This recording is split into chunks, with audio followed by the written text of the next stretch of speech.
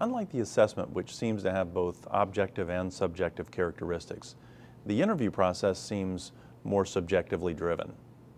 And you talk about work from Robert Cialdini, who says that we tend to select people that we're either more alike or that we like.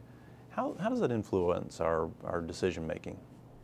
Actually, we're human beings, and human beings are human beings. We form like almost instantly, we form dislike almost the same. As Cialdini points out in his work on influencing, one of the key influence principles is that we tend to want to buy from people who are like us, that we form those connections very quickly. And we can't avoid that. And actually, it's not something to avoid. We need to like the people we're going to work with. That's a key. We want to have people who meet our culture and who we feel we're going to be comfortable working with.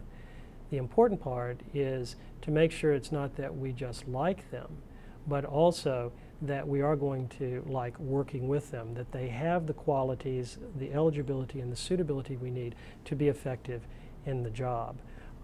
One of the factors I look at is a psychological tendency we have to put a halo on somebody. And the halo effect is we form that instant like, and then we impute to you, because we like you, all of these other qualities that we have no empirical data for and have never even inquired about. But because I like you, certainly you do these things. And the answer is, I may like you, but you may not do these things. So the interview is very important to determine likability. It's a very important part of the process to make sure that there's connection and that you're going to be a good fit. However, you need to have a very structured interview process to make sure that you don't get sucked into the halo effect. Yeah, what I'm hearing you say is it works for you and against you. In other words, I want to find people that I like and that maybe are alike in the characteristics or the person that I'm trying to match up to. But if that halo effect keeps me from asking the hard questions to determine whether they'll really do those activities, then it may lead me to a bad decision. And I will even be stronger than that. It will always lead you to a bad decision, because you're really not looking at the person from the context of performance. You're looking at them very subjectively from your likes and dislikes, and they rarely align. So I really encourage people to have a very structured interview process. And some of the things that will help you in that interview process are, first of all, to know what you're looking for.